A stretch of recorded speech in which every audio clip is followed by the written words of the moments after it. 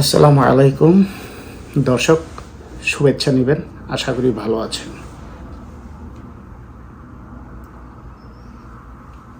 আমি Borhanuddin, Toronto, Canada থেকে।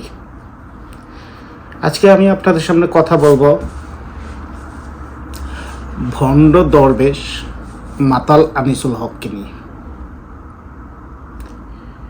কিছুক্ষণ আগে একটা ছবি দেখেছিলাম, ওনারা গ্রেপ্তার হয়েছেন, কিন্তু ছবি দুটো দেখে সত্যি আমি আশ্চর্যান্বিত হয়েছি। কারণ ছবিতে যদি রিয়েল হয়ে থাকে তাহলে এই ছবিগুলা সংরক্ষণের জন্য বাংলাদেশের তত্ত্বাবধায়ক ইন্টারিম গভর্নমেন্টের কাছে আবেদন, কোনো একটা জাদুঘর তৈরি করে ঢাকা শহরে কিংবা দেশের কোনো একটা প্রান্তে ওই জাদুঘরে রাখা উচিত।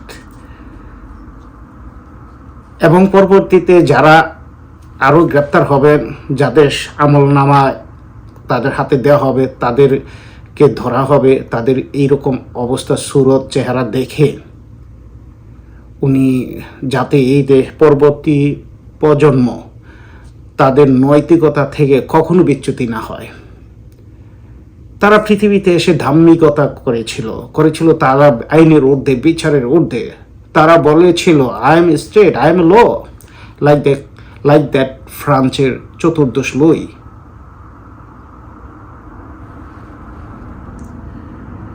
তাদের থেকে এই ভণ্ড দরবেশ এবং আনিসুল হক থেকে শুরু হয়েছে আমলনামা দেওয়ার কাজ। তাদের কুকর্মের যথোপযুক্ত শাস্তি আমি দাবি করছি।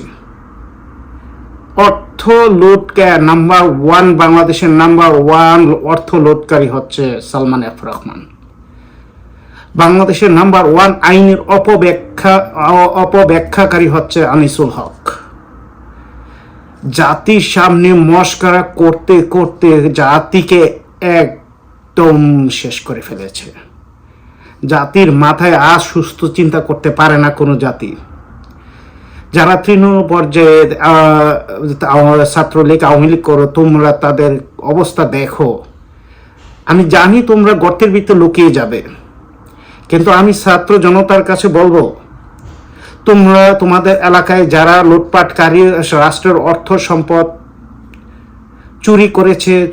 চুরি করেছে, তারা যদি গর্তে লুকিয়ে পড়ে, তাদের লেজ ধরে বের করে আনো এবং আইনের হাতে সুপর্দ করো। তারা বলেছিল তারা খেলবে মাঠে, খেলতে হলে যে দৌড়াইতে হয়। তাদের তলপেটে গত 16 বছরে তাদের তলপেটে এত চর্বি জমেছে যে শুকরের মতো চর্বি জমেছে।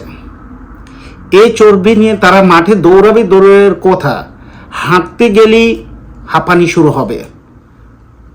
হাঁপাইতে হাঁপাইতে মরুর প্রান্তরে তপ্ত রৌদ্রে যেমন কোকো দৌড়াইতে দৌড়াইতে শুধু বলে পানি পানি পানি, 1.5 হাত জিব্বা বের করে দিয়ে, ঠিক তদ্রুপ তারা বলবে যে এই তাদের আমলনামা যখন দেওয়া হবে তারা বলতে শুরু করবে পানি পানি পানি।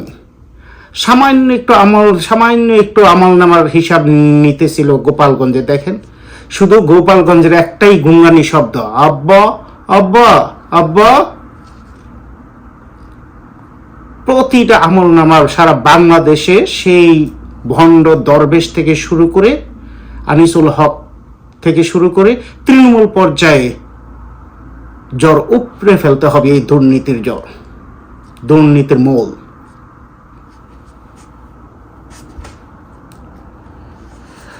হুমায়ুন আহমেদ বলেছিলেন, ছাত্রলীগ ক্ষমতার অনুকূলে বাঘের মতো গর্জন করে, ক্ষমতা প্রতিকূলে তা শিয়ালের গর্তে লুকিয়ে পড়ে কিংবা বাতাসে মিলিয়ে যায়। আসছে 15ই আগস্ট, তারা কোনো একটা ঘটনা বাংলাদেশে সিনক্রেট করার জন্য তারা প্রস্তুত। তাদেরকে বলতে চাই, এই 15ই আগস্ট না এলে এই জাতি আজ এই স্বৈরাচার থেকে মুক্ত হতো না। জাতি জানা উচিত, বর্তমান প্রজন্ম জানি না 1975 সালে 25শে জানুয়ারি বাংলাদেশের চতুর্থ সংবিধানের চতুর্থ সংশোধনীর মাধ্যমে বাকশাল গঠন করা হয়েছে। বাকশাল কি? জাস্ট এক দল। বাংলাদেশে কোনো দল থাকবে না, বাংলাদেশে কোনো পত্রিকা থাকবে না, বাংলাদেশে কোনো মত প্রকাশের অধিকার থাকবে না, বাংলাদেশ কিছুই থাকবে না। সেই 15ই আগস্ট এবং শেখ মুজিবুর রহমানকে হত্যার মধ্য দিয়ে এই দেশে বাক স্বাধীনতা ফিরে এসেছিল। আবার তার উত্তরাধিকারী সেই ডাইনি শেখ হাসিনা সেটাকে আবার ব্যাহত করে পৃথিবীতে অন্যতম নিষ্ঠুরতম স্বৈরাচারিণী হিসেবে আখ্যায়িত পেয়েছেন। জনগণের ছাত্র জনতার আন্দোলন লেজ গুটিয়ে ক্ষমতা ছেড়ে দিয়ে এক কাপড়ে এই দেশ থেকে ডলার নিয়ে পার্শ্ববর্তী দেশ স্বামীর বাড়িতে চলে গেছেন। বড়ই অভিমান না? 15ই আগস্টকে জাতির গণতন্ত্র মুক্ত দিবস ঘোষণা করা হোক। আমি এই দেশের সরকারের কাছে, এই ইন্টারিম গভর্নমেন্টের কাছে আমি আবেদন করছি। এটা জাতির মুক্তির দিবস, গণতন্ত্রের মুক্তির দিবস।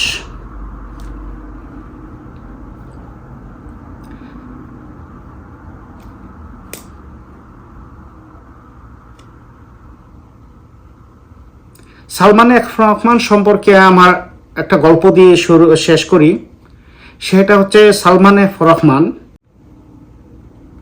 সে কী রকম দুর্নীতিবাজ, কী রকম শেয়ার বাজার লুটকারী, সেটা বলে আমি শেষ করে দেব আজকে। 2011 সাল কিংবা 12 সাল, আমি তখন কানাডাতে 19 বছর কিংবা 20 বছরের একটা ছেলের সাথে আমার পরিচয় হয়েছে। অনেক বন্ধু, তার পরিচয় বাংলাদেশি কি আমি জানতাম না, জানিও না। কিন্তু তখন পরিচয় হতে হতে ওই ছেলেটা বলল যে ভাই চলেন আমরা একটা ফ্রান্সে ট্যুর দিয়ে আসি, সমস্ত খরচ আমার। আমি বললাম আমার তো টাকা নেই, আমি কিভাবে ফ্রান্সে যাব? সমস্ত টাকা আমি দেব। আমি বলছিলাম, জিজ্ঞাসা করছিলাম তুমি কোথায় থেকে এত টাকা পেলে?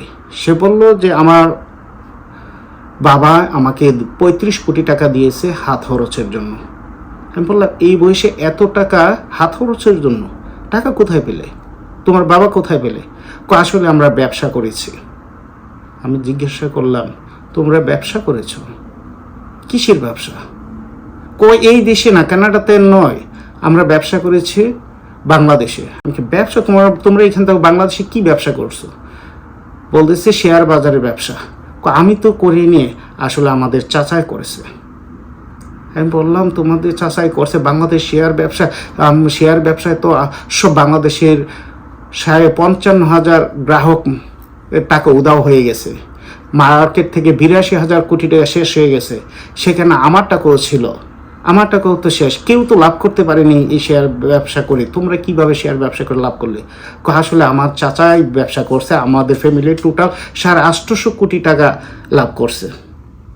আমি বললাম 850 কোটি টাকা তোমার বাবা তোমার ফ্যামিলি লাভ করছে? বিভিন্ন দেশ আমাদের আত্মীয় স্বজনরা এরকম হিসাব দিল, প্রায় 10,000 কোটি টাকা লাভ করেছে তারা। আমি বললাম কে তোমার চাচা? সে বলল আমার চাচা হচ্ছে সালমান এফ রহমান। আমি বললাম তুমি আগে বলবে না?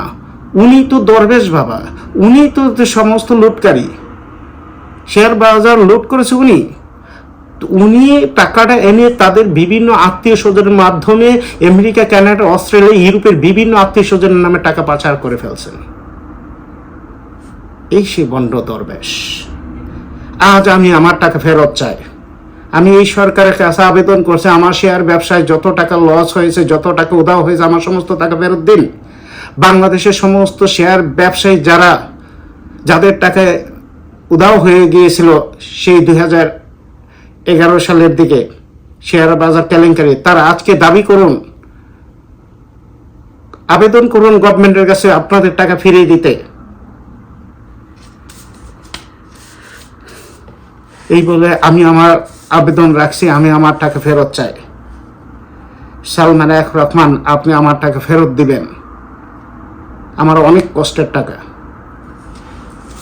ভালো থাকেন, থ্যাংক ইউ।